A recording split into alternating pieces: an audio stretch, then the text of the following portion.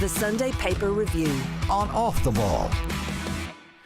Sunday Paper Review on Off the Ball. You're very welcome along to today's slot. It is the 23rd of November. Delighted to say we're joined in studio by Fiona Hayes, Grand Slam winner with Ireland, well established and respected coach and pundit with OTB amongst others. Fiona, you're very welcome. Thanks, Adrian. And David Sneyd is a football writer with the 42.ie, and as he told me before we came to here, also must point out that he's also much respected. David, welcome as well. Well, listen, I mean, if you have to tell people you're respected, maybe you're fighting a losing battle. In your case, I'm happy to say it is totally true. Self-praise is no praise. Totally Yeah, true. that's it. I shouldn't have pulled back the curtain there, and I should have just gone with it, shouldn't I? That would have solved everything. Okay. We'll give people a sense of what's happening across the back pages to begin with before we get into everything that's happening inside. As you can imagine, events at the Aviva Stadium yesterday very much dominating the picture across literally, and the Mail on Sunday's case. Back in your box, South Africa jubilant as Farrell's House of Cards collapses in the Aviva. That's Demian De Allende cupping his ears to the crowd, and it was very much a feature of all aspects on and off the pitch yesterday.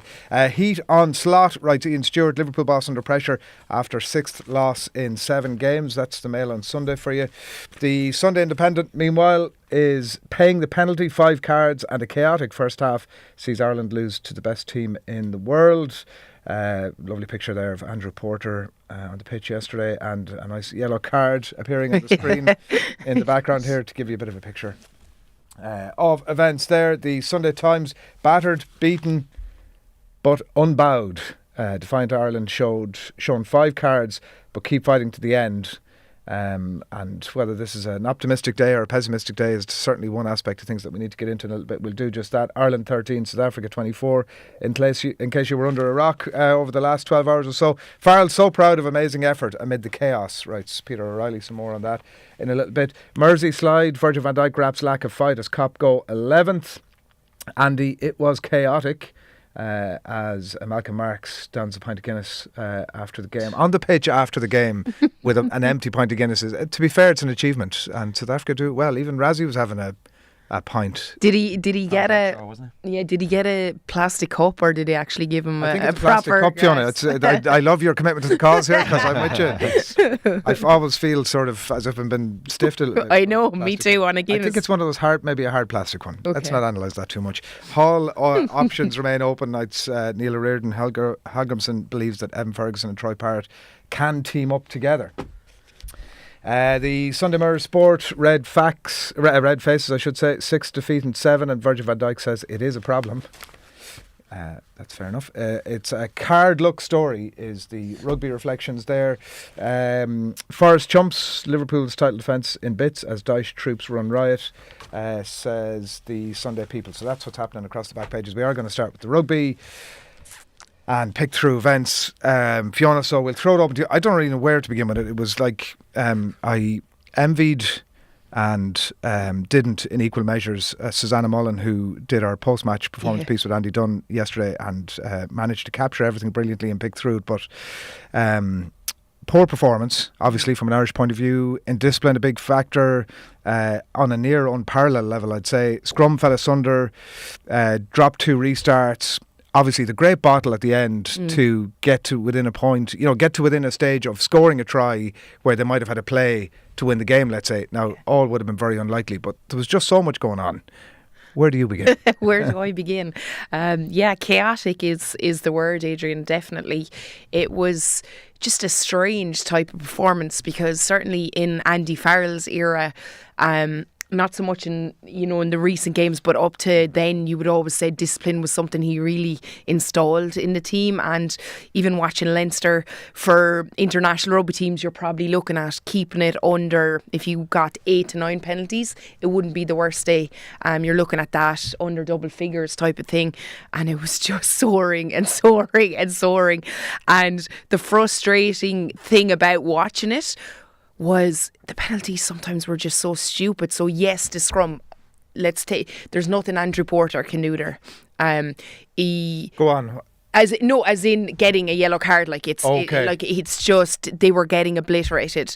Looking at it, I chatted actually on Off the Ball a lot about him during the week, and I love how he's changed his body shape, how he's as in scrum time, how he's kind of, I suppose, settled into taking the pressure a little bit more as a loose head, because he was tucking in when he wasn't. But certainly yesterday I was in awe of that South African scrum, and from a coaching perspective, I looked at the Irish body shape and I was like, how can you stop this? So initially he was well able for the hit. The minute that second drive comes, they are so superior at working together, and they demolished it. So I just felt like they couldn't fix that area in that time.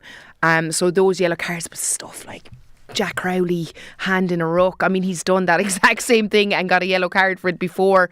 That will frustrate management.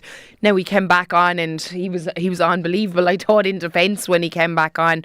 But, you know, in at the side, James Ryan, that flying off your feet over a ruck, there's stuff I'd be chatting about to all Belleville ladies, you know, at the weekend. I didn't expect to see that from them, but it just shows you what pressure can do to teams when they're in that, I suppose, cauldron. And certainly I think with the yellow cards, it just was abysmal. I think one of the major discussion points, so like there's a million little things and we get into it, you're talking about some of them there already, but that we can get into in terms of analysing the game. Like the big concern for Irish rugby supporters going forward is, what is the difference now? What is the gulf between? It doesn't feel like as if, and we can talk about a 2025 report card at some point towards the end of our rugby chat, but like it feels like we're not narrowing any gap between ourselves and the best teams in the world. No, definitely not. And you've 2 out of 4 in this window, and I suppose the big thing, Adrian, is you're saying you're not narrowing it, right? But when you think about the South Africa, you know the scrum is good.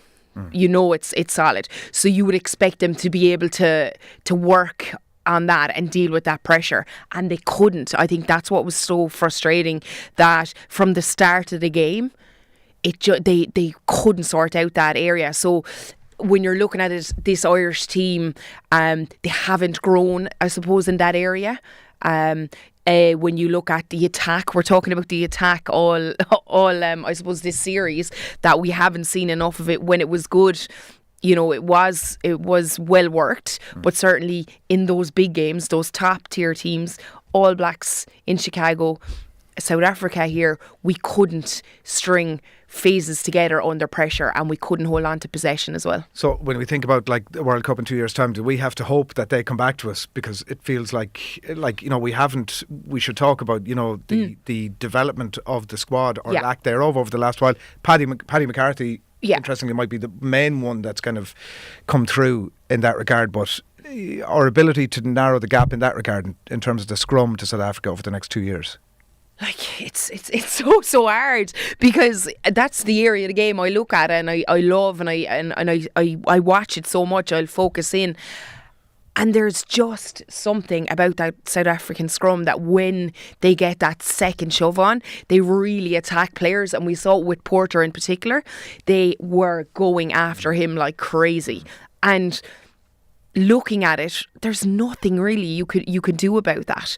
Yes, you can say set lower, different things, but it was just sheer, like, they were built. Well, he was literally flattened a few times, wasn't he? Like 2 or 3 times in a row almost. Yeah, and when Beelan came on, then he lost his footing a couple of times as well. He got away with one. There was a reset, then it was a straight penalty. So I think when you're looking at, I suppose, the players coming up, the only thing I will say about it is, you know, like Paddy McCarthy, Cian Prendergast, they made errors, but they had really big moments. They done some really good things, right? So going forward, the next Six Nations, what you're thinking is, can we get some of these younger guys in? Let them make those errors, that when it comes to World Cup time, they're at their peak, and they've had those big international games where they've done a couple of things wrong, pressure's off, and they're just peaking. I think with this squad, he's tried and tested. He loves, we know that, we've seen it by even having Bundy in there. Bundy hasn't been in the best of form. He had an alright day, to be honest with you, but if you're looking at players in form, Andy goes on what he knows. I feel it could be a time where we need to bring some of these younger guys in, props, get them in there. And was this series not the series to do that? You would think so, but I think after the All Black loss, pressure came on. because we're so consumed about winning with this Irish rugby team that people are saying, change up the team, it won't matter, this is the time to do it. If they lost all 4 games, there'd be people crying on the street. Yeah. So it's trying to get that balance, and that's what he's trying to do. But certainly the positive thing in this window was the likes of Cian Prendergast. Was Paddy McCarthy coming through? Yes, I know he got absolutely obliterated in the scrum as well. But there's not a pile beneath that, Fiona. Like, it'd be great to be able to look back at this series and say, okay, 2 from 4. Yeah. Losing to South Africa is no disgrace. No. They're been talked about now as like possibly the greatest team of all Yeah. time. So we understand that that's the case. But we'd like to leave it then. If you're not leaving it with that level of success, who's coming through? We talk about Paddy McCarthy. You mentioned Cian Prendergast rightly. We talk about Tom Farrell, got his first deserved caps. He's 32, right? We're not talking about him as a World Cup option. Tommy O'Brien, I think we can certainly look at him, proving himself to be an option there. Thomas Clarkson and Nick Timoney got starts against Japan, and they got some time against Australia. But that's about it. Yeah, and I would have loved to seen Clarkson on. I know he was back from injury. He's someone that I think needs game time, right? Yeah. When you're in that position, when you're a tight head, look at Tadhg Furlong. He's such a servant, and the amount of minutes he puts in every international window. That's the rotation I'd like to see in the big games. Yeah. Getting Thomas Clarkson, maybe start him, have Bealham on the bench. We know what Tadhg Furlong can do, but exactly like you say, Adrian, they're moving on. But then you're looking at the likes of Gibson-Park, and he was outstanding yesterday. He was my standout player. He's kicking, his defensive work. Casey came on, he's a young player as well that can offer a lot. But I think sometimes, people 2 weeks ago, people were talking, is Gibson-Park past it? Are his days numbered? The last 2 performances, he's absolutely blown it out of the park. So you have to, I suppose, look at these windows. Yes, there has to be young guns getting in there, but I think it's the form of players. That's where it's frustrating, because sometimes if you're looking, they might have played, I'll use Leinster, they might have played with Leinster for 4 or 5 games and they're straight into starting teams. And it's like, no, let's have them playing, peaking, getting their form in a club, and then they're selected on that, not just on tried and tested. It's been interesting even just reading the papers this morning from someone you're looking at from the outside. You just said, Adrian, about living under a rock. I kind of maybe felt yesterday it was, because it was obviously at the professional football. Well, Dormer Tag on YouTube said Sneyd doesn't strike me as a big fan of the oval ball. So, Who said that? Some lad on YouTube. Okay. Does he know? He must know me. No, it's just interesting because we spoke about it just outside. Even just some of the coverage of how it is. It kind of like what you were talking about there about how dominant South Africa were and how like basically bullying Ireland. So you're kind of reflecting now. But then if you read Rory Keane's match report on 76 of the Irish Mail on Sunday, like it kind of epitomises what it should be in terms of you're writing a match report in real time to kind of file close to the whistle. So he would have been looking at what's happening in front of him, and his intro and the first few pairs, if you're wanting to try and get an idea of the match, just hook you in straight away, where he says, no scrum, no win, we're living in the age of GPS, exhaustive analysis and all manner of innovations, but there are certain things about rugby which will never change. A dominant scrum will get you very far. He says there's plenty of talking points to consider after last night's controversial and chaotic contest at Aviva Stadium. We'll get to the officiating and all of that. The bottom line, Ireland got bullied in Ball's Bridge. That's underneath a headline, this is a loss that would scar Farrell. So if you're reading the Mail, first of all, you're kind of thinking, like, this doesn't sound good at all. And then on the next page over on 75, Shane McGrath and his analysis piece, which again kind of his intro again hooked you straight away, where it's like somewhere within the wreckage of this there was a desperately worrying Irish performance. So again, that's giving you an indication of how this result, and maybe it's the series as a whole, I would say maybe it's kind of now being viewed with the Ireland team. But then if you go on the front page and you read the headline out earlier about on the Sunday Times, battered, beaten but unbowed, and it's Farrell so proud of amazing effort amid the chaos. So if I'm looking at that, you're like, do people know what's happening at the moment with the Ireland team? What is it? Are they getting bullied, or are they actually beginning to show that character? Because Shane Horgan has it in his piece as well. on page 3. Monstrously physically bullied by South Africa was Shane Horton. Yeah. Yeah. No, he's positive in another way, But this is what I'm yeah. saying. But like, and listen, he kind of says like, listen, it's strange even reading it where he says, you know, there wasn't expectation on Ireland to win a game. You would expect a home game in Dublin. No matter who they're playing, the expectation is Ireland should win. Can I ask you just specifically, as a lead on from that, the unbowed bit, we were bowed. Yeah. We were, like, you have to say we were, yeah. But I think it's that positive, you know, or that negative, whatever you want to view in it. Yeah. And I think I'll put it to you this way, Adrian. I watched it in a pub in Limerick. I've never seen, up till the 80th minute, so many people still glued to the TV. So what they done, you felt probably like they weren't going to do it, but up till about 4 minutes from the end, starting the second half with 12 players, there was just something about that performance that you have to give it some positivity. Everything you're saying, everything dominated, scrum time, physicality, ran over at times, yes. But there was just something special as well to watch with that group, how they hung in there 6-5. If you look at the second half, I know it's irrelevant, but they actually, they won 6-5 in that second half, having started it with 12 players. So I think it's that, the likes of, you're talking about the papers, reading Bernard Jackman, he's kind of like we have to be positive about this to give the Springboks their credit. We've such high expectations for this team. I feel like everywhere you go, it's like, it's not working out, we're not doing this. Like, this rugby, we have come on loads, but certainly there's going to be dips in form, there's going to be dips in games, and I'd rather it now, with the hope of Andy Farrell, these guys getting younger guys and trying to get past that quarter final in a World Cup. And I do believe that to get the seeding, he had to obviously have a couple of games where he put out strong teams, but it's just a funny one because it's how I think ex-players sometimes know and view it a little bit less than the journalists that are thinking it's absolutely crazy. If you read some of the ex-players, they're like, yes, it wasn't that good, but look at this, because we know what it's like to fight in the heart in there. Well, we turn to, for anybody who's sort of still struggling to take off the Saturday cobwebs this morning or the scoops in Balls Bridge yesterday, get yourself to page 74 of the Mail on Sunday today, because Hugh Farrelly is going to clench you to his bosom and give you a sucker to see you through the day, where he says, this game did not matter. All that matters after 40 years of flopping is the World Cup in Australia in 2 years' time. Although Irish supporters may not think it today, as they pour over the entrails of defeat, losing yesterday may actually be the proverbial blessing in disguise, because it can directly benefit Ireland's attempt to reach a first World Cup semi-final in 2027. Now, that is very much the positive side of it. If you're Andy Farrell and you go in, you're sitting down with the IRFU and then you're going back into camp obviously early next year, and you're sitting down with Paul O'Connell and the rest of the coaching ticket over the next couple of weeks as Hugh says, pick through the entrails of it. What's top of your to-do list? Scrum.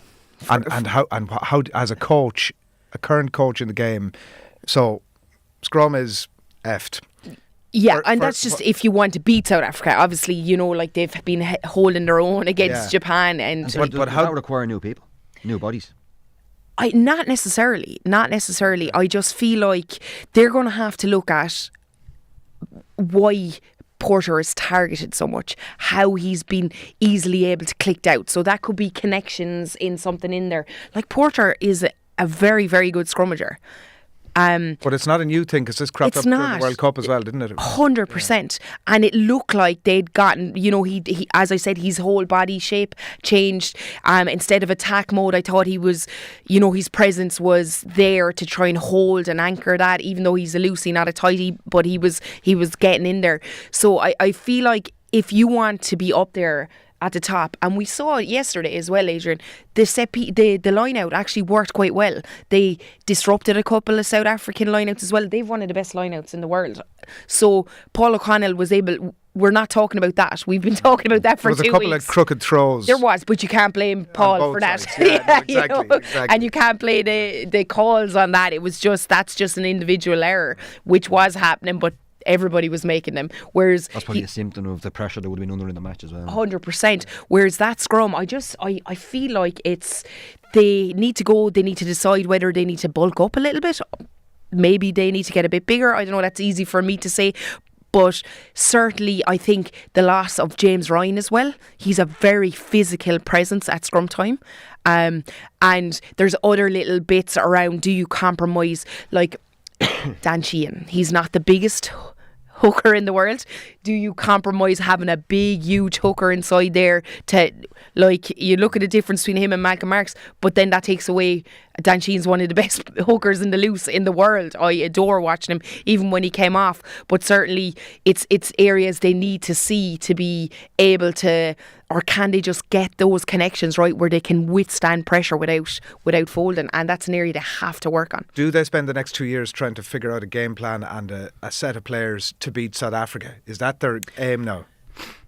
I think everybody else was beatable. Like you felt going over to Chicago that they were gonna, that they had the possibility to win that game. I think if you spoke to a lot of people, slight optimism. I always have a little bit of optimism, but they probably knew South Africa are too good. Maybe the amount of games they've played might have taken a peek with them in the Aviva. So yes, I think if you are talking about winning a World Cup, which this team should be talking about, I think you need to talk about how are we going to beat the best team in the world, and that's South Africa.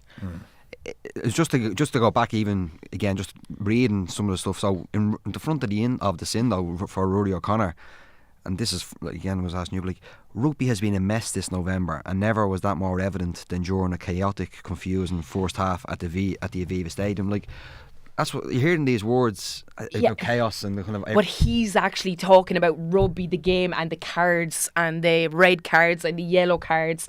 I think that's what Rory's alluding to there, is that people are getting bored of it. You're watching a game and saying, I don't know if that's going to be yellow. I don't know if he dipped his hip, if he fell. So it's like I think football with VAR, you never know what, when you slow stuff down. Exactly, yeah. And I think the frustration is around the talking points after each game is probably around cards.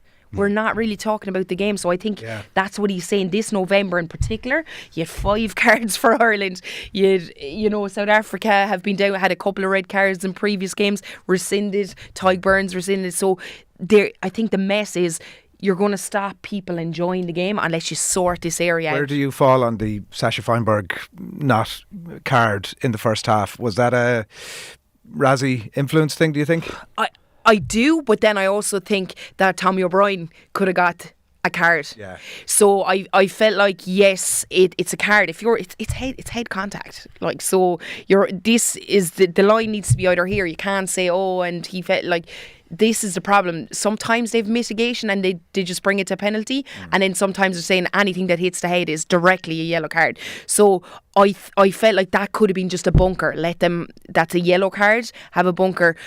But I'd imagine the referee, when it came to Tommy O'Brien's one, it was similar. So he went, I'm going to, that's what I felt. That one, God, looking at it several times, felt like Tommy O'Brien was like, who was it that ran into him? I can't remember which of the South African players, but it felt like he was coming at him like it was a Kane Moody, I think, possibly and it felt like he was going at him nearly like he was a battering ram. Like it felt like there was very little, and I'm not excusing him because he was an Irish player, but it felt like he did try to wrap him.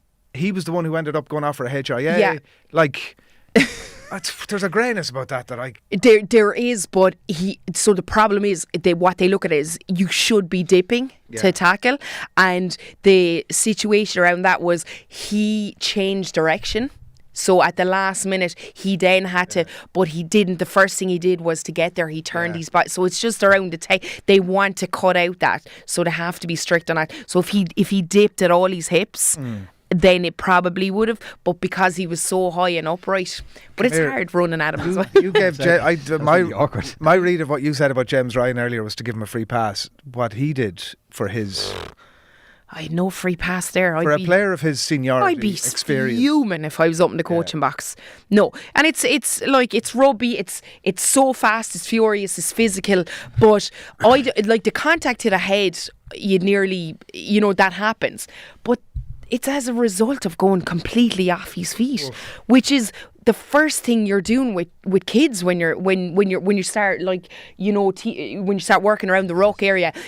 You know, you can't go boom off because it's the most dangerous thing. So the mitigation went completely. That's why it was a red, because he said he's already illegal by going off his feet. So it's just the frustration around that. Contact to the head at the minute I don't mind, because it's happening all the time. You know, it's a tiny lapse in body shape. They're trying to get rid of it out of the game. But certainly the James Ryan thing was very, very frustrating. What happens in camp there? Like, does he get brought in and they say, listen, what are you doing? Yeah, he'll know himself. Like, you know, But if he knows himself in that instance, right, in a game that was always going to be I'm such going to tight get you margins. running at me now here and see how. Here, I'll move out. But I'm not up to that, just come back Fiona. though. I come back to the point though, just about when maybe you know you're in a game and you might feel like you have to do something. You might feel like you have to kind of get a reaction from even your teammates by doing. But that wasn't a No. Roy Keane Holland challenge. It was headless. Like, it was crazy. Yeah. so clearly possibly straight red card. Yeah, and it was frustration as well. Because I'd say I felt like I could be way off here, but when I looked at it, he certainly was after saying something to him earlier on, or something, or pulled him, or done something. I could be wrong. But how he approached that ruck and that clear out was like, I'm going to get you now after what you done to me, and held him in the line at whatever it was. I felt like it was a kind of that, which I know happens in the game, but a bit more subtly than exactly. You have to be a bit clever. Amateur hour the way you went about it. Then it was so obvious. It was, because we scored off it, and that was totally irrelevant to the scorer. So he didn't even really need to clear out, because the ball was perfectly placed back, so he didn't even need to hit him. Is what it is. When I was saying earlier about, well, what does it need? Because there's a couple more just pairs. One of them is from Yules, but there's a couple of lines from Murray O'Connor again, where he says Farrell faces the longest winter of his coaching career as he picks through the rubble of a once great team, and for the IRFU there's going to be work to do to convince fans that this product and this team are worth the prices they're charging for tickets. You know, there's a price as well, and then the thing is, Adrian, is it a good thing or a bad thing? We're not sitting down talking about is it Prendergast or is it Crowley for the first time ever, so maybe that's the first thing I asked you. That's the first thing, because that's the one that's been under my radar for the last while. I could definitely talk about it. I'll tell you my response when he asked the question, and you can tell me whether this is right or wrong. I said I think we've moved past which the feeling of who should start, that people maybe feel a bit more comfortable now with the fact that it is going to be a bit of mix and match. Is that wrong?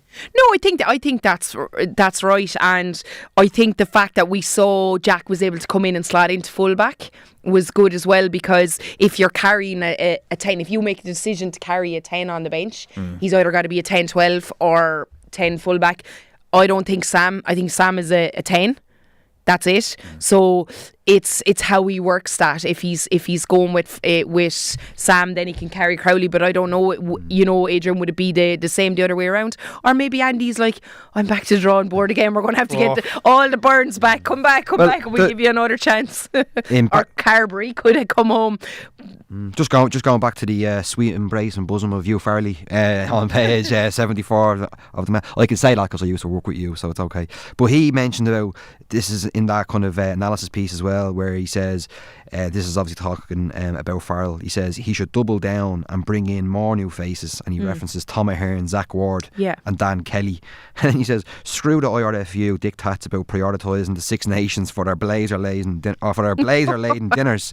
40 years of World Cup failure kicks all that to touch. But those names who you would expect. Yeah, well, Zach Ward used to play sevens. He's with Ulster. He's up and coming. I think Rob Balakoon has been lighting it up as well. So there's certainly guys there. And do you know, there's that frustration around people are losing touch because it's all Leinster. Yeah. It's all Leinster players. So I think with the talent coming through, he's a chance to kind of blend that back in, where everybody feels that there's, guys from their province you're going supporting. Connacht, have a good few Prendergast, Hansen in great form, but getting a couple of other Ulster Blade faces is on the fringes there, Caleb Blade. Yeah. And what's mad about that as well is that Murphy's probably started more games for Connacht this season, but Blade's gone in ahead of him. So that's another thing that. I like Caleb Blade. I think he's class. But obviously, Andy's going on what he knows of Blade. Because if you look at the Connacht games, Murphy has been the one that has been starting from the season. So that's the stuff that kind of enters my head. Like, are you looking at the matches? Because if that's the case, get Ben Murphy and a young guy. Not that Caelan is older, but you know, Fintan Gunn there as well. There's plenty. Fintan Gunn's class, yeah. A lot of reaction coming in here, as you might imagine. The Buta 27 says, as a Box supporter, I love the fight from Ireland. Showed a lot of guts. Was a tough game, and we love playing against great teams like Ireland. Please don't listen to the haters from South Africa, and there are plenty of them. There was an awful lot of needle. It was one big aspect of it yesterday between South Africa players and Ireland. Both players and fans. Damien Willemse shushing the crowd after the first try. Like, you just don't see it that often. Dialende was cupping the ears, which we saw in one of the papers there today. There was an awful lot of other sort of chest thumping, and that was described in one of the papers today. Kind of those pantomime moments almost. And then you had Razzie giving the sarcastic, my read on it, a sarcastic thumbs up to the crowd. Said later that it was South Africans sitting in front of us that he was thanking and saying thank you, and I said thank you back to them. A thank you for our people. We've respect for the way the Irish people support the team. I think it was 19 games on the trot, he says, as if this stat just came to his head, that they've won here. So for our guys, thank you for the support. For me, I can certainly say, Fiona, it'd be maybe unfair to ask you the question. He was definitely sarcastic, giving the thumbs up to the Irish fans. But you gotta love him. I love that part. I love that part of his personality. Yeah. There's just, I know it's pantomime. That brings along players with him, doesn't it? That kind of stuff. Players way into that person. They buy into him so much. Like, what I love about him is he could haul someone off after 20 minutes. And they don't come off with a, you know, they just... the two subs just before half time and everyone just trots off. Like, it's... Even Khaleesi, when he's, you know, his under cap or whatever, and he came off, there's no frustration. They buy into whatever he wants to do, and he could be saying, oh, you don't have to pull off a back row to bring on a second row. You know, because normally you might just shove someone into the second row, but he's so clinical around his set piece, his line out, his scrum. He wants that in there. But it's brilliant. But even Dialende, like, making his money in Munster, no bother, but he's able to come the year. All the more so, possibly. yeah. But would he have done it in Thomond, though? No, he would not. But it's good. I think that bite, there is a huge bite between South Africa and Ireland. There is. Even, you know, I'd say you've stirred most of it on off the ball there. If you go, you can use the plural ye if you like, Fiona. But if you go on any of the things, there's all the South Africans give it out. It is brilliant banter. But when that kind of transfers to the players, I think that's more so of a shared respect. Yeah. Do you know what I mean? Oh, definitely. Yeah. Much like, you're not going to bother winding lads up or enjoying it as much if you're thinking, well, this is what we expect. Yeah. You know what I mean? So that's why, as you said there, like Erasmus, he would have been saying, was it 19 games?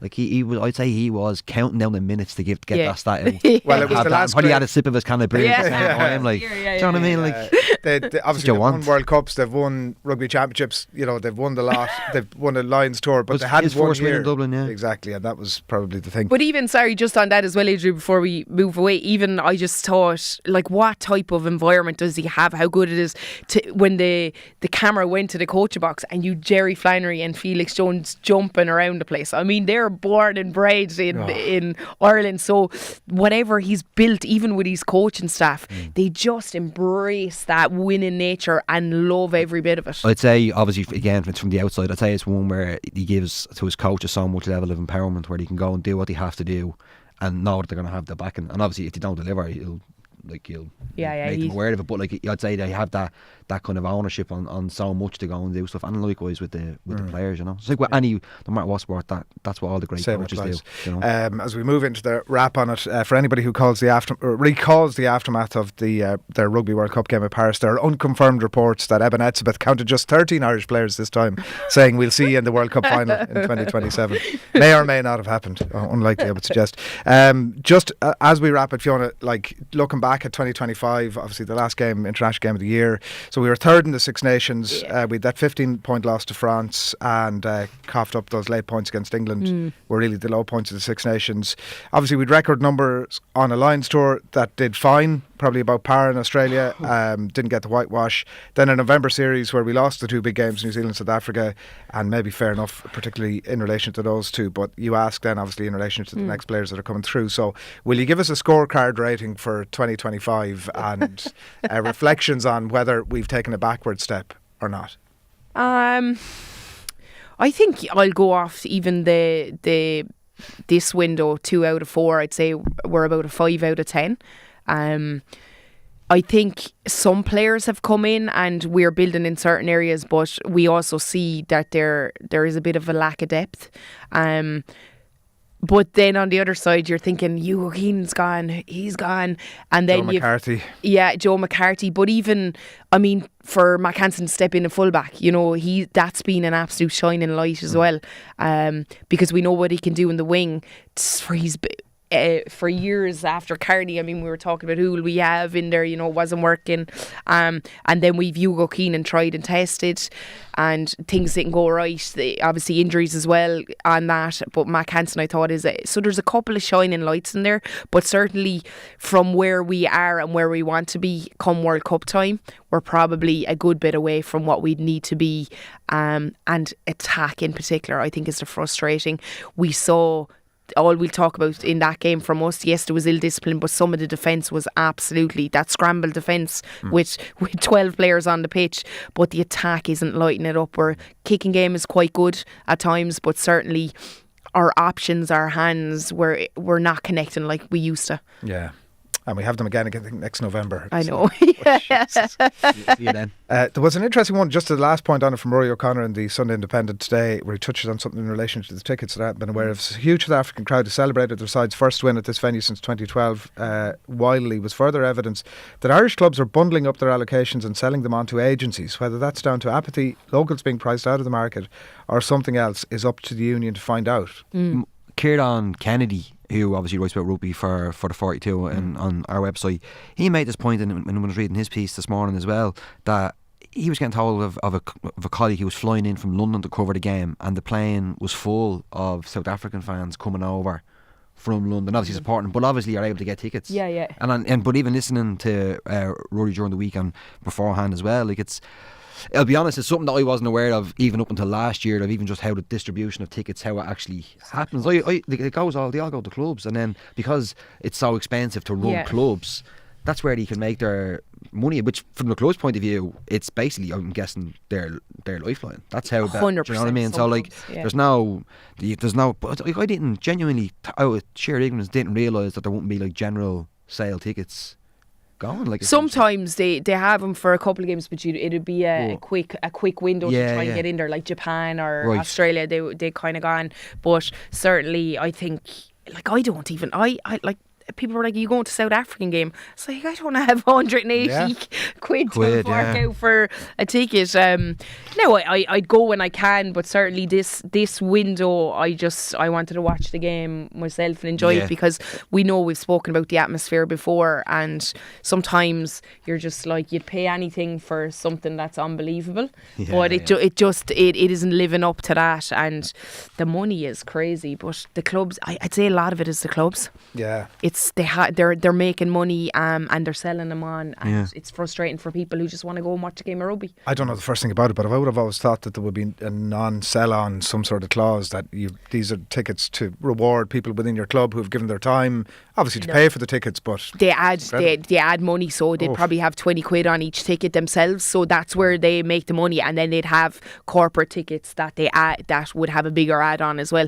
I know that from Bose, like when I was coaching, you put your name in for a thing, and when you get it, they have that add-on. So, and the tickets, so with the AIL, do you know, the All Ireland League, that's how they allocate the amount of tickets to go to the clubs then. I wouldn't mind the lottery or the add-on at all if it was to do with people from within the club who particularly, we can't be letting people do a Munster on us, right? You know, we're going away to games and like hoovering up all the tickets. I know. We can't be, you know. Is that a fair enough analogy, Fiona? You're not going to swipe across the table.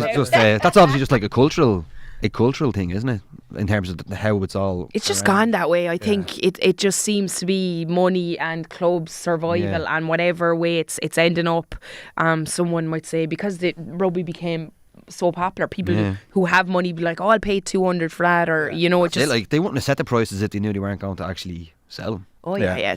Well, I think there's probably a limited number. Like South Africa's one game where fans will. Yeah, will. You mentioned London, where the come from anywhere. Happy enough, like. Now, so the downbeat Irish rugby conversation into the week that was, the 2 weeks that was for Irish football. Let's all pinch ourselves that this is something that's actually happening, and enjoy it. I think for the next few months, because like there's definitely a bit of a feel, even like you mentioned earlier on in relation to the rugby, reading across the papers. Some of them are optimistic, some of them are pessimistic. Like there is that bit of the football as well. I think like It's just because results. could we relax now for the next 5 months Don't say live in this. and just enjoy ourselves, because there's no reason to be downbeat about this thing now, although not entirely reflected across the papers today. Yeah, like it's such a strange one, because like going back to the very start of last week, leading up to the Portugal game, it felt like it was going to be the end. Yeah. It felt like that's where the tide was turning.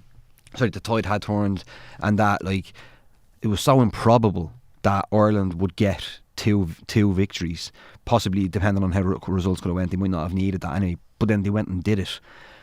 And there's a headline, I think it's actually in the Mail, where he says, this is from Hallgrimsson, where he says, you know, it's all about results. He said that from day one, and just kind of tying it in before we move on from rugby, it just, results colour everything. They do. Like everything. And like even the performance, like Hallgrimsson said it himself, that Ireland were maybe a little bit fortunate in terms of the game against Hungary, but yeah, maybe because obviously Hungary had more of the ball, but like when you look at the moments that Ireland created and punished Hungary with, that's why they won the game, and that was just pure brilliance out from Troy Parrott. I know there was a few bits in there And a about world-class him. keeper as well. Like. Yeah, well, Kelleher, and what he did for that goal, coming out and taking his time, and the way he kind of lofted the ball in and scales. It's one of them, I'm sure we've all done it this week, where you're going back and you're watching a few of the clips and you're seeing something new each time. My own fault really, I didn't realise until the next day that he actually beat two defenders. Jumping Liam Scales for the ball. Yeah. Like if you go back and look at it, like how much hang time he gets and how high he gets in the air in that minute of the match, literally the 96th minute of the game, when you've been defending and you've been not so much camped in your own box, but you've had to been so kind of disciplined, and you've been shunting from side to side, and you've been going up and back, and the toll that would take on your thighs and everything like that. And the run of Parrott as well, by the way, that has been underspoken about this week. Like he's come from, not from nowhere, but a very deliberate run to get himself on. It wasn't just I'm standing here and the ball has landed at my feet moment. No. Well, it's what a strike. It's like you were saying there earlier about what you teach young kids from the very first moment they start playing rugby about it was not going off your feet. If you're a striker, sometimes it is, especially that, stay moving in the box. Like if you're moving and you've a better chance then of anticipating, because that's all about anticipation. Like if he's flat-footed even at that point and he sees the ball going, like you're not going to get that extra yard. Like, it was literally millimetres. And when you consider going back where he went out with Johnny Kenny to actually close down, like that's another indication of like every single small thing, if it's rugby, whatever sport, matters on the pitch, because if neither of those players make that move, the defender can look and say, well, I can take a touch here, I can maybe move the pitch myself a few yards. Instead, kind of has to hurry his clearance, and it goes to Kelleher, who's obviously been able to as well anticipate and be a bit brave and come out of his box. And then obviously the moment that follows is just one that's going to be relived like for a while forever. But it has felt like an improbable 10 days of what's actually happened. Like, and when you're tuning in for the playoff and draw, and you're like, Ireland are actually in this. You're still like, look, I remember when we were actually remember this. I was thinking about this coming in. Remember when we were actually in Budapest before Euro 2012. The Lightning game, the World Cup. And I was thinking, look, I had just started working properly on the beat for the Mail on Sunday at that point. And it was like, remember my first away game covering Ireland was the playoff against Estonia. Okay. And you're coming in thinking Euro 2012, obviously the World Cup campaign in 2014 was a disaster. Then you have Euro 2016. Then you have a playoff for the World Cup in 2018, which hopefully, potentially we might get a chance of a bit of a retribution against Denmark if Ireland do get to the actual playoff final this time around. But you're kind of thinking, all right, this is actually, and then it's just everything that's happened in the last number of years.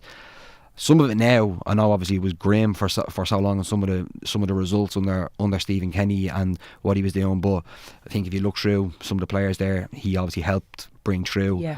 But he helped bring through. But then if you see what's happened, it's a new manager, and this is where in fairness, this is where the kind of it lies with in terms of the credit for this, because like we're talking there about say Andy Farrell and looking at some of the stuff that he might have to do now. Like Hallgrimsson came into this job with Ireland, and didn't even name his first squad. Just over, this would have been what he got the job in July 2024. Named his first squad a couple of months later. Sorry, he was in charge for the Nations League a couple of months later, but didn't even know any of the players. He left it up to Paddy McCarthy and John O'Shea. I was watching games of Y Scout. I remember that. Just to try and but that was just like, now that played into the whole narrative around he was always the FAI's first choice for the job, and he was obviously in the job with Jamaica, and there was existing contractual obligations. Although I must say I have to give credit to Gav Cooney in our place. He had a great line about that as well, about the existing contractual obligations and just the moral contract that the Irish team seem to have actually kind of renegotiated with the public in terms of what they've done over the last week. But like with Hallgrimsson, like, there's a line, I think obviously you would have spoke after the draw and for the Sunday papers today, where there's a line in all the papers where he says, he looks at John O'Shea and he looks at Paddy McCarthy and he's saying, I should be their assistant. Like, he's speak to all the players, and it's always been there about him that he's an extremely kind of humble fella, nice fella, like a gentleman, great fella. But obviously you see that speech as well that he gave, and pre-prepared. He kind of said a lot of that as well to the journalists after the well, he had the laptop open in front of him. Yeah, like so he's measured. Yeah. Do you know what I mean? It's measured. It's not like. Yeah, do you know what I mean? Can I ask you two things you've touched on there? One of them in relation to getting to know, Hamer, we hardly knew you type stuff. If we'd have lost the game, he'd have been gone. And he's just spent his time, unfortunately, having to deflect and answer about bad results and stuff. Like, there was some detail in the Paul Rowan piece here today that I'm sure it's in probably most of them about the aftermath. I flew in the morning to Iceland and stayed there for 24 hours before coming back here. When I asked him if he got the chance to soak up some adulation back in Ireland, I just needed to switch off, said Hallgrimsson, and get some sleep and be alone, taking my hikes in the mountains and meeting my people that have supported me. So just enjoying a day with my loved ones. Like, it's all this stuff. He enjoys hiking, like all these things that well, it'd be good to get to know him a bit, wouldn't it? Like, I know. Yeah. Well, this is the thing as well, is that, like, kind of actually before the campaign started, because it's such a condensed campaign, you think about it, it's only a few months, but like during the summer he did that as well, where he kind of went off the grid a little bit.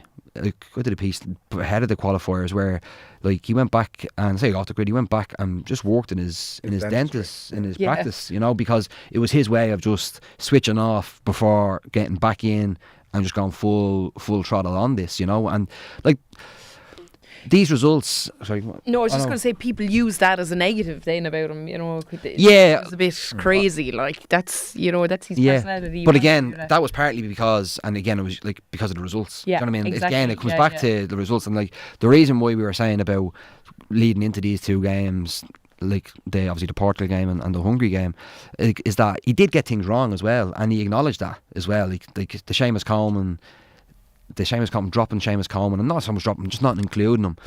But then it was weird because I was going back on myself. Like, it wasn't a decision at the time that caused huge outrage.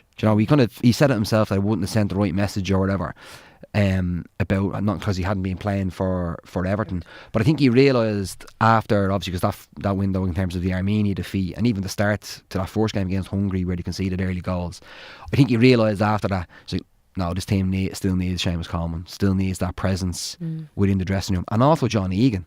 Like, that was referenced by Nathan Collins after the game in Armenia, where, like, Nathan Collins is the captain. People were kind of forgetting that. Like, there was moments, I think it was in the Portugal game, where, like, Coleman was going to Collins and telling him to go to the ref, because obviously you can't speak now to the referee. But so I really hope, and it'd be great if it materialises, that from taking the job to the last week, it felt as if what happened, thankfully Ireland weren't out of contention, because it finally felt as if, well, no, this is how Ireland have to play. You realise maybe the Armenia home game where he stuck with that really kind of defensive 5-back formation that nearly got a point away in Portugal, and I think a lot of people were surprised that he didn't go a bit more attacking or try and be a bit more, not so much positive, but just change it again. And I think he realised even after the last one, no, this is how Ireland now are going to play, and like the structure within it just clearly suits them, and is maybe it's just breathing that a bit more belief, in the sense that, like, even in the Hungary game, though, like, conceding some of the goals the way he did, like a set piece, and obviously maybe Nathan Collins dropping off a little bit from obviously the volley, it's sensational, like it's a sensational goal, but you're kind of thinking that could have been prevented. But even within that, you don't feel like it's a team that's getting exposed routinely. Do you know what I mean? It doesn't feel like that. So that's hopefully now that the last year essentially building towards this. If this can be a time where you're actually like talking about peaking at the right time, if this is where the Ireland can actually peak in terms of March, because March is still so far away. Oh, listen, like, we've no, it's a million things could happen between now and then. But like, you have to consider it as well. It's going to be at the end of a long season, and this is for both teams, obviously for Czechia as well. But it's going to be pretty much close towards the end of a season, March time. What normally you've got about a month and a bit left of the season in England and mostly around Europe as well. Like, who's going to be fit? Like, how are lads going to be playing? So it's almost like there's not talking about that. Well, as long as the saviour is fit, I think. I know. Yeah. Keith, there's some good stuff from Paul Rowan with Keith Andrews. He was over at Brentford, it seems, during the week, and Keith Andrews saying he nearly pulled my hamstring jumping off the sofa when Parrott's winning goal went in. He still has friends involved, staff, and I've quite an emotional attachment. Some of those players, and seeing them produce the level of performance that they did, I've known them since they were kids and watched them growing into established senior internationals. Never doubted their capabilities, etc. But he's asked about, like, whether he feels vindicated, and obviously you mentioned Stephen Kenny there. He says no, not so much vindication, just happy. I'm very patriotic. I feel happy for Stephen. He was the one who took the flak, really. He was the one who had to make the decisions, and ultimately he showed a lot of bravery in picking the young players in key games, and goes on to detail that.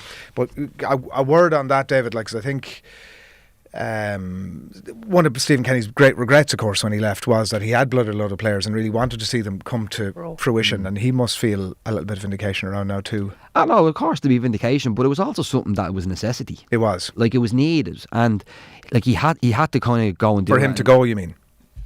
In terms of the players coming through, the players, because like any manager who was coming in would have had to have done that.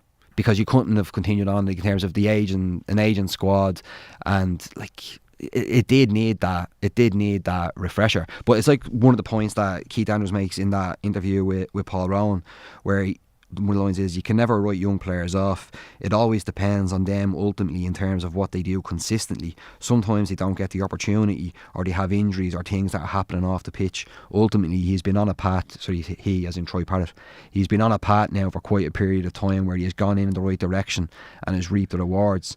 So have we as a country in the past week. And so this is one of the things about the whole Troy Parrott situation that I think, not that it gets, say, overlooked, maybe it's just underplayed, is that obviously he was at Spurs, had a couple of loan moves in the UK. Like, he could have easily gone down that route in England and earned a lot more money, and not maybe have gone on the kind of trajectory that he has, because he kind of would have got swallowed up at a young age. Yeah. Being maybe an Irish player over there in certain different environments, he obviously made the decision, no, I'm going to go, obviously forced to Excelsior, and then obviously getting the move to AZ. And like, people forget as well, he probably might have been in with contention with starting alongside Ferguson for the first window, only before he got injured, because he was like flying at the start of the season in terms of the European qualifiers with AZ in the start of their season, and then picked up an injury. And it was actually pointed out then in the October window by John O'Shea when he was doing media, that the only reason why he got back as quickly as he did is because of how good of a professional he is, and how he's like, how, not that he's changed, but that he's been mature. He's matured as a fella, and how he's kind of looking after himself and what he's doing in terms of making sure he has a career in the game. Because obviously injuries can just, like, one thing can lead to another, and before you know it, you can be kind of yesterday's man, essentially. Do you know what I mean? And after the Portugal game, it kind of ties in, like, obviously you're kind of thinking after the Portugal game, you're thinking, like, this is the moment, this is what's coming of age. The 2 goals, his all round performance as well, even if he hadn't scored a 2, his all round performance in that game against Portugal was fantastic. And that's the blueprint for any Irish striker, especially against a team like Portugal or better teams, where you need your forward to make the point, to be able to hold the ball up to give you relief, but then also know when to get you moving, when to give you a bit of momentum. And he picked every moment correctly, and then obviously his goals. If everybody's fit then come March, so this point about, like, on the, I think it was Neil O'Riordan had it in the Sun. Evan, is it? About options remain open. Hallgrimsson believes Evan Ferguson and Troy Parrott can team up together. Like, he must be sorely tempted to go, this has worked for me without him. That's I leave Ferguson on the bench. Again, if there was a match at the weekend, obviously I know Ferguson, I think he could be in the squad for Roma today, potentially. I think he's back from that ankle injury. But if there was a match next week, Troy Parrott starts. Yeah. And he will start in March. It's just if he's fit, yeah, of course. But does Ferguson start if he's fit? Again, it depends on how much he's played. Probably. Yeah, what would you do? Let's say that like he's dipping out of the Roma team now a bit. Obviously, Yeah. Let's say he's playing a bit. If Troy Parrott is still playing as well as he has been over the last while, and this is going off the formation of what Hallgrimsson has now gone to, I just don't see how you can't play Troy Parrott. He's a banker. Do you play Ferguson as well? I don't think Hallgrimsson would play two now. I think he said he might have previously kind of looked at, might have done both, but I just think now the way Ireland have been with one forward up there and having different players off and being a bit more kind of compact in midfield, and obviously having the wing backs popping up as well, I just don't see how. Now listen, this is the only other aspect is, would he be forced to change? Would he think, well, if the two lads are playing and they're both firing and they're scoring, then it could be something different where you might have to think about it. But I just think, it's like what I was making the point earlier, I think he's clear now in his own head of how this Ireland team, because you might have those two players playing well up there together, but if that leaves you exposed and that leaves you a bit more vulnerable, it's not worth it. Like, you still have the two of them. I think he's going to hang his hat on that group. I think that's a question. Genuinely, I know it's. I think that's going to be a question that will dominate. Hopefully, this is a question that will dominate. Yeah, I know. March, where we're not like thinking, oh, we only have one available, or hopefully that is something that leading up to March in this playoff. I can't see why not in relation to playing the two of them together. I absolutely can't see why not. Obviously, we need to change the formation a little, how we were doing things. Somebody would have said it was impossible to play Adam Ida, Troy Parrott and Johnny Kenny at the same time, but we did it and it succeeded. So you can do everything if you plan, especially if you have time to drill it. I don't see the reason why not. Well, in fairness, when they had the three lads, that was just going hellfire. Let's not use that as a time. Maybe we'll end up in that scenario. No, this is the other element to it, I suppose, as well, is that if you look, like, if you wanted to have the two of them on the pitch together, which one of them could play slightly deeper? You're probably thinking, I know Evan Ferguson has done it. I think Troy Parrott could do that as well. If you're like, if for example, I'm thinking of like a Finn Azaz wasn't available and he's one that obviously would play a bit higher, and if he's in off the left from midfield, could probably think Troy Parrott could do it. But that's, again, I think that's going to be a question for come March time. And I suppose the thing is, come March time, is will Troy Parrott still be as Ed? Like, I'm going on Thursday, well, on Tuesday for the game on, was it Wednesday for the game on Thursday, because they play Shells in the Conference League, and like, it's kind of speaking to people on again after the Portugal game about Parrott, like, the plan is he's going to move. The plan is, well, it was up until last week, he's going to move somewhere in the summer. Like, he could have went to Wolfsburg for €18 million last summer, and he turned that move down because it was like, didn't feel as if he wants to do it. He lives in Amsterdam with his girlfriend. From all accounts, he's he kind of likes the whole European style lifestyle. And the information I have on it is that if he's going to be going anywhere, and this was after the Portugal game, so it was before the hat-trick, it was one of the top 5 leagues in Europe, be it France, Germany, Italy, Spain, or even Portugal. Like, the Premier League, as far as it was put to me, was, it's on his radar, but it's on his radar for maybe about 3 years' time, possibly 2.5 years' time, where he would have had another stepping stone at a really top club in Germany or in Italy or somewhere like that. And then when he's going to the Premier League, it's as a 60 to 70 million striker where he needs to be playing, not as it put to me, his value would be at the moment around 25, 30 million euro. You go there, Premier League club would spend that on an extra kit man. Yeah. Now, do you know what I mean? Yeah, do you know what I mean? Whereas if you're a 25 to 30 million euro player at a top club in one of those European leagues, and their model is again about playing top level of its Champions League football, your next move after that is to the Premier League. Now listen, things in football change, and when you have a week like that, things, because you obviously see stuff about Everton being linked, and obviously now Brentford. Obviously, I remember being over Brentford. I think Brentford would probably have analysis on every single player. Like, Brentford aren't going to sign Troy Parrott on the basis of the week, the way their model is and what they look at. But like, of course, he's now going to be on the radar. Like, but like Leeds and Burnley would have had interest in him last summer, and wanting to get a sense of, is this a move that was interesting, and it didn't at that point. So like, that kind of killed. But if that was something that he had been open to, I think both of those clubs, or at least one of them, would have pushed heavily for him. I just think there is a plan there, but football and sport, best laid plans can be gone, and you just wonder if he continues on for the next couple of months up until Christmas flying, and a big offer potentially comes in from who knows? Yeah, he doesn't need to shoot the lights out actually over the next while because he's kind of done that bit. Now he needs to just trickle along with a few goals here and there. It's that word consistency. Like he's playing, like he's a leader in that team as well. People don't realise this. Like he's 23, but like that's a young squad over there, and like he's a leader in that dressing room. And you see that with the Ireland. You see his performances though. Where sometimes you just see lads in front of you, and it's like not that they grow up in front of you, but they just have a bit more of a stature about them. It's hard to kind of, it's like sometimes indefinable. It's like intangible. Yeah. They carry themselves a bit differently, and he's like that. I can't believe he's 23. It's I feel like insane, he's been around forever as well. From Mourinho talking about him. It's when I looked at, I was like 23. I thought he was definitely 27, 28. It was so funny because like his powers, Troy Parrott's powers of sorcery or whatever it is at the moment are so great. He was able to win an All-Ireland for Mayo. So I went the day after. It's a joke, sorry. Right. So I went the day after the match, the Hungary game. I went obviously down to where he's from, in and around kind of Portland Road. Tried to speak to his Nana Josie, and I don't know, it was because she knew she was going to be on the Late Late Show. But she said, "I'll wait till my daughter's back from Budapest before I have a chat." So that was funny. Okay. But I spoke to a couple of his teachers, like they were trying to get him to play hurling because one of his teachers is from Monaghan. And he was like, he had no interest in football. And he was like, you got to go and play hurling. And the school, Connells, is literally in the shadow of Crow Park. It's literally right underneath it. And he was like, no. And then I think it was out of the 2013 All-Ireland final, Mayo, Dublin. Oh, yeah. And they had it in the school. And the teacher wanted Mayo to win, obviously. So he put Troy on the Mayo team. And they won the thing. But like even little things, we're talking about leadership, right? This is a great story. I thought this was a great story. So the teacher wanted to bring kind of obviously a bit of music and drama into the school. So I think would have been in 6th class, put on a production of Grease. And obviously, can you imagine what it's like? I remember going to an all-boys school. So if you're talking about me and the lads were, can you do a production of Grease? You weren't getting anyone up to do it, the bravado. But they got Troy to play Danny Zuko, the lead. Okay. Like the John Travolta. Yeah. Like, I was a great singer, a great dancer. And as soon as he signed up to do it, everyone else fell in line because, if Troy is doing it, when everyone else did not know that.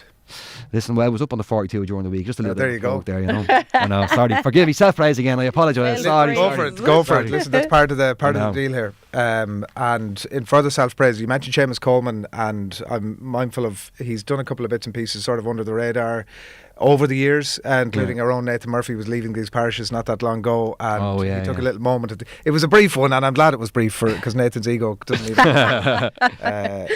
any I say he's sick. He missed the last couple of games, though, is he? He's absolutely gutted. What a time. He thought he was going out because he was like, the Ryder Cup was on. There was a possibility he might go, and then he didn't. Right. Yeah. And there was a lot of stuff going on, and it was an interesting few weeks from. Sorry, where was I going with that? You were discussing Sheamus Coleman on the 42 pod during the weekend. He reached out to you at some point as well. I think it's just worth telling because I think stuff maybe people Well, luckily I got all my tears out of the way when I spoke about it on that podcast, so I hopefully won't cry again. No, it was a few months ago. So my son Dylan is autistic. And me and my wife would have done a bit with, we did a thing with second captains about some of the stuff with the services and what you have to go through for that. And I wrote an article for United, randomly was United We Stand. Yeah, I remember. Because obviously I've been involved with them since I was a teenager and stuff. And remember I got a ticket for a game. And so we obviously just wrote about some of the challenges and just obviously about my son.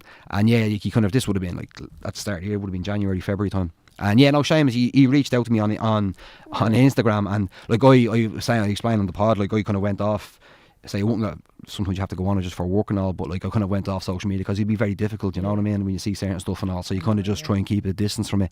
And so he didn't see the message for ages. And also for some reason, one of the settings, and this is probably going into the weeds a bit, is you have to send a request to send a message on Instagram. Oh yeah, So I hadn't seen it, so I was I saw it, and then so I saw the message, and I wasn't sure if it was him or whatever. And then obviously I just sussed it out with a couple of his teammates and a couple of people I know him, and it was it is. And I was just saying that pod when I spoke. That's why I think at this point there was a blur and mess when I was talking about it, because it is something that I'd say on a weekly basis I go back and I would just look at, because it can be, you talk about what a leader is and stuff, and the words that you would have, and it wasn't a really, really long message. It was just a nice message. Yeah. And it's just when you see it, it just kind of helps you a lot. You know what I mean? What did he say? Yeah.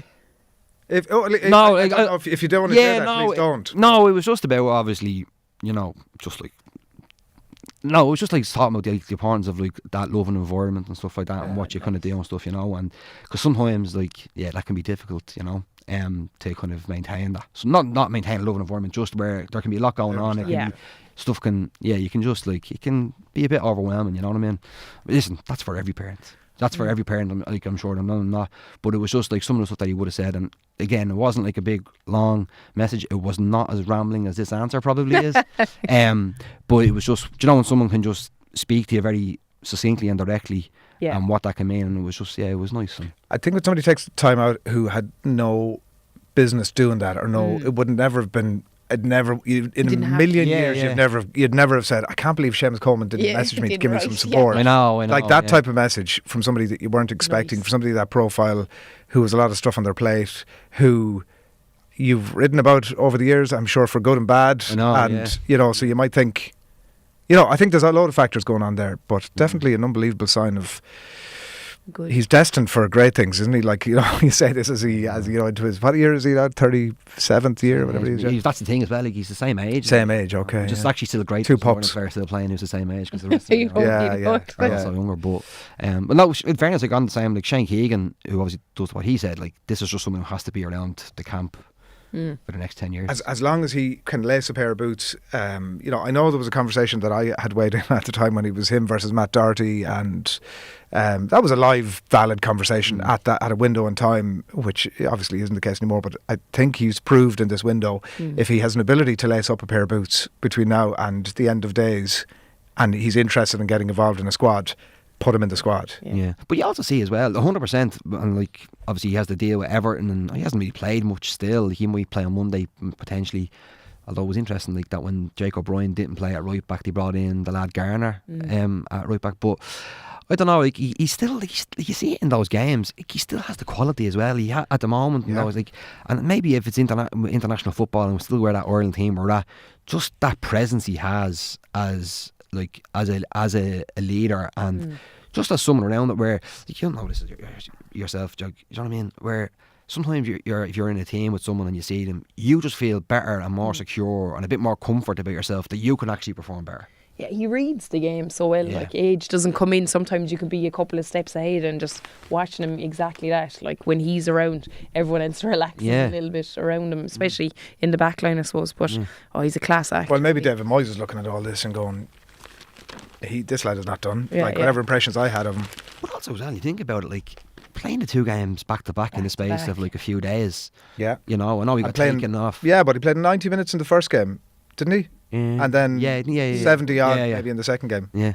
And like even in that first game, like I can reference that he came marching off afterwards. He's still gone around because maybe he was possibly thinking it could have been his last home game. You never know what can be going through players' minds, you know, and in terms of stuff. But like, because you would like to think that it's not going to be. And Ireland have got a home draw if they get through to the playoff final. Like, it's a combination of terrifying and exhilarating to think about what that occasion could be like at Aviva Stadium if Ireland are in a playoff final for the World Cup. Well, hold your horses there now, Mr. Sneyd, because Tommy Conlon has a word for you in the Sunday Independent today. He says, high expectation is a close relative of complacency, so it'd be helpful if Hamer especially dials down the talk about a home final in the playoffs when there's that semi-final to negotiate first. It was rather alarming to hear him on Friday discussing the need to make Lansdowne Road a little bit less accommodating for visiting fans. He won't have to worry about this if his team doesn't do the business in Prague, so zip it. And you know, I did say earlier, let's not talk about it until February, March. That's why I put that up. I put that out. I was like, just like, even in like the draw, when it was after the games, wasn't it the Wales game? Once you knew the Wales result, you knew that Ireland were going to be in pot 3, and like in about 7-8 different WhatsApp groups, and straight away it's Slovakia not up to much, you know, like Czech Republic not up to much, all this. And I just put out, I was like, just wake me up in February, let me know, give me a fitness update in February, and then we can just chat about it then, you know. One last one on this before we move on to a couple of other bits and bobs, is Declan Lynch, who, if he ever, no more than Sheamus Coleman lacing up a pair of boots, if he ever puts pen to paper, make sure you read it. He's in the main section, the opinion section of the Sunday Independent today, and I'll just read you the first little bit and we'll move on with life then. But he says, to tell you the truth, I almost didn't bother watching Hungary versus Ireland in real time. The thought definitely entered my head last Sunday morning that I might record it and watch it later, which is not all that unusual for matches in which I'm so emotionally involved. I will sometimes watch a particularly important Liverpool game on delay because to watch it in real time means that I can't fast forward the parts that cause me terrible anguish. VAR checks, the other team crossing the halfway line and so forth. It's just an experience that every time he paints it, I feel I wouldn't mind being in the middle of all of the full Declan Lynch experience for watching a match. But the idea of recording it because of the anguish around it is something I can get on board with. I wonder, has he watched Nottingham Forest beat Liverpool 3-0? Oh. He's probably only getting around to watching Harry Maguire score late. If he's watching matches on delay, he's only realised that Harry Maguire scored a leg off United. We'll move on to a couple of other bits and pieces because we've probably got about 10 minutes here before they throw us out of the studio. So we'll move to Christy O'Connor's piece in the Sunday Times today. GA's Air Jordan moment, he asks. Why David Clifford deal is a big leap forward. Fiona, we might come to you on this one, but just the main thrust of it here, it's McKeever, the sports brand, and David Clifford have developed a partnership. It's kind of the first of its kind in GA, maybe in Irish sport. Christie writes, the logo's drawn comparison with the famous Michael Jordan Nike Air trademark. There was also there was talk of a more lucrative fee linked to the sale of every garment similar to the Nike Jordan deal, but Clifford was happy to become a brand ambassador on a 5-year deal with a set annual fee. Big step forward for increasing the commercial appeal, and routes now open for GA stars, he says, who wants to explore that potential. Released on Monday, writes Christie, McKeever Sports online sales that day were amongst the biggest it has ever recorded.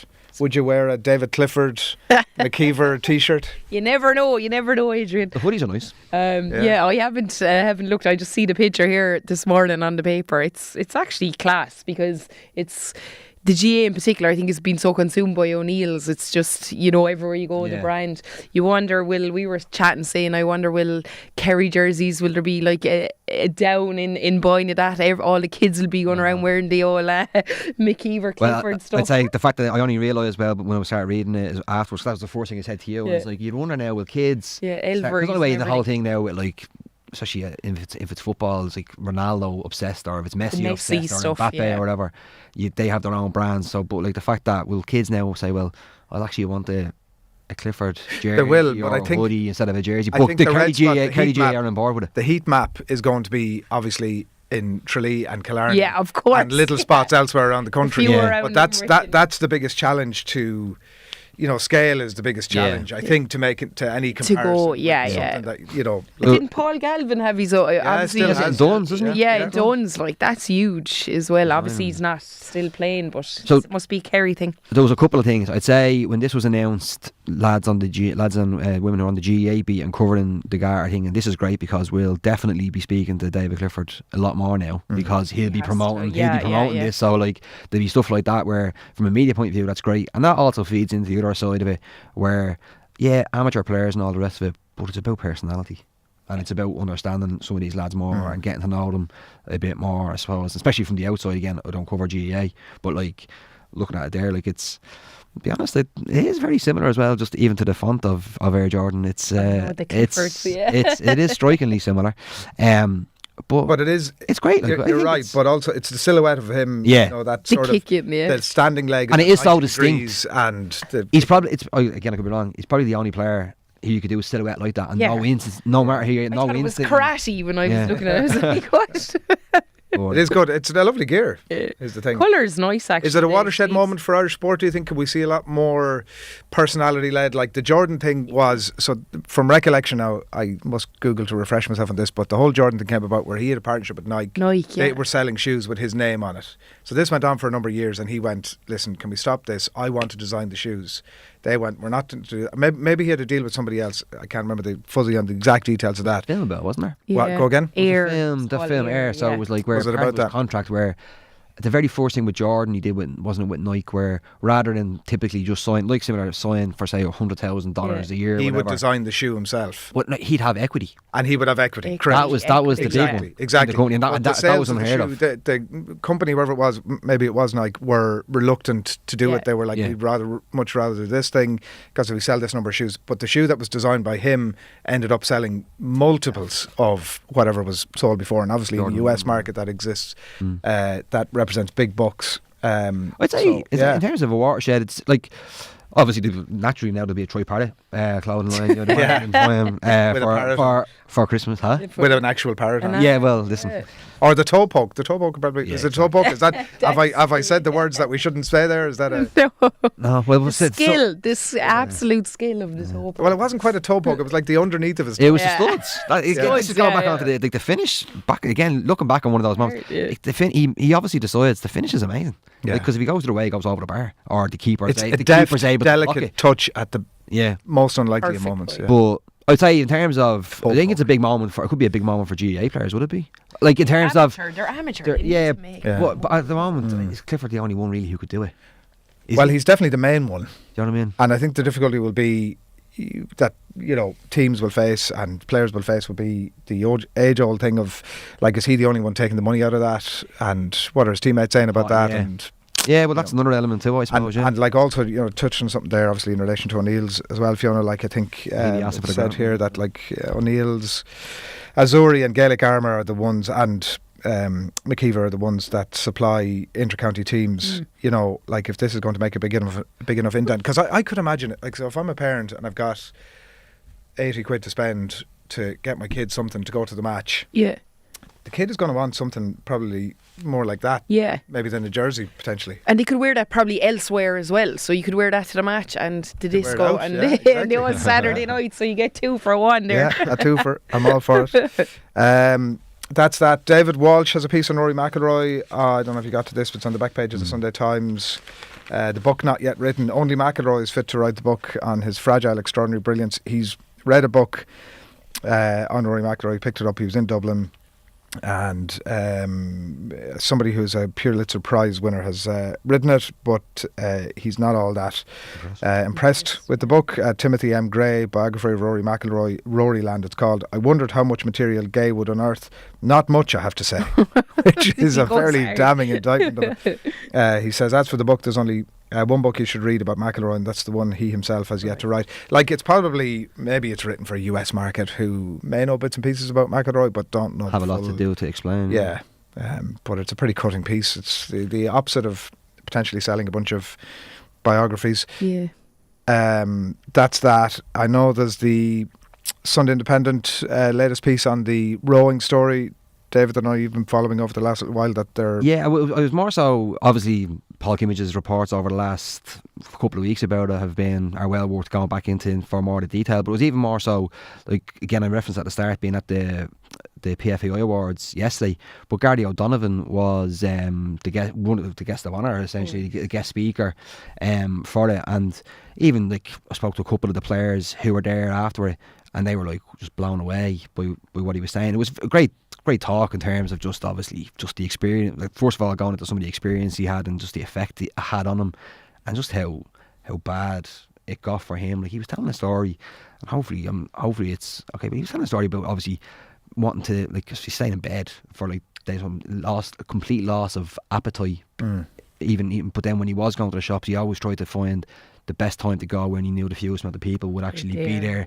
Like, wouldn't go to family functions because the inevitable question would be, how's things going, and he didn't want to have to lie about it, and like not going out to see friends and stuff. But it was more so from terms of from the sports perspective and the perspective of an elite athlete, and again just how much work all the time that went in, like constantly. But like that, he even found himself, he wasn't seeing the rewards, and maybe if it was year 1, year 2, year 3, but it was like, say, year 4 of it, where you felt all those building blocks that were there were worth it to let you. So by the time you were training, you did an hour's training in year 4 of whatever cycle it was, but it was so much better and so much more refined than it would have been beforehand, and then obviously afterwards he kind of thinking he gets to his fittest point and he's essentially not in the he's then. not, yeah. And he's gone. It's Like, one of the just most dealing with that. fascinating It's mad, stories, isn't it, in yeah, Irish yeah. sport, really. Well, that's why, honestly, like I know obviously it's the follow-up, it would have been over the last couple of weeks, but the stuff of the Paul Kimmage reporting on it and just the whole kind of the environment that's there, and just like I should say, like not the importance, but like just it was all about winning. It was all about like the medals and the environment, but like. But it is in every sport. Like I think it's good that it's been named because people have experienced this and the training and everything, and it's like once you know when you go into that high performance environment, like that's all they're after. Yeah, no. Yeah. Like, and it's sad, but it's brilliant to read it and see it, and it's been named, and people are like, wow. You're like, I've heard this in so many different areas. It's sad, but that's what we've made high performance just that way. Yeah. Conal Thomas writing about it in the Irish Independent that the culture in Irish rowing's high performance units had to come under scrutiny, and our Oireachtas committee early in the new year, following that series of damning reports from the Sunday Independent, several members of the Oireachtas Sports Committee have called for Rowing Ireland and Sport Ireland to appear before TDs and senators to address those recent stories. So we should see how that pans out. We'll end with some comments, Fiona, on the rugby. Jan, somebody on YouTube says they did good to keep the box from scoring, but there are still a lot more negatives than positives. Probably one of the worst discipline performances I've ever seen from an Irish team. I have to say, in the first half, I'm an avarice watcher of rugby. I was really tempted in the first half to flick over and see what was on Virgin Media 2. Or whatever channel, insert Did you channel just here. feel like it was going to go downhill, or you just had no interest? I just had lost all interest in it. The frustrating stuff that was going on, like the referee, whatever, maybe he was right, maybe I don't know, but it was just had turned into. I know there's an easy trope that fits in here that the referee had made it all about himself and all that sort of stuff. I'm not going down that road, but like it just felt it wasn't watching a rugby match. No, you weren't. There was no flow. No, Yeah. it was terrible. Yeah, it was absolutely shocking. It's like the line, wasn't it, from Andy Bow? Not the NFL, wasn't it? What was that? It's not like an NFL game where NFL games are stopping so Oh yeah, a little bit like that, yeah. It was far. It wasn't far off it.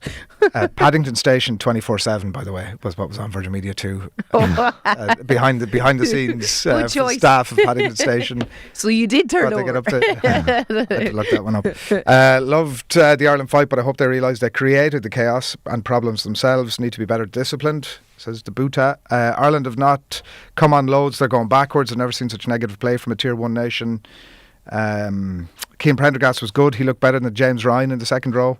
I don't know, is that saying Keane Prendergast was good or James Ryan was very bad? Probably the latter. Yeah, no, he has. I think he's been a little bit of a spark even when he came on the last day from the bench. He's adding something youth, I suppose, something different. You know, I like his style actually. He's very, very physical.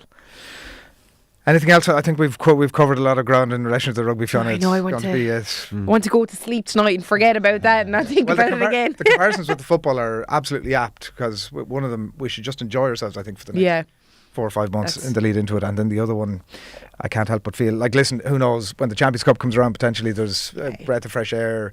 Maybe some of the provinces start to do well. Let's go with a red jacket on, Fiona. What else would we say? Fiona Hayes, enjoyed that for what it was. I will. Thanks a million. Thank you. David Sneyd, thank you. Thanks a million. That's the Sunday Paper Review for today. The Sunday Paper Review on Off the Ball.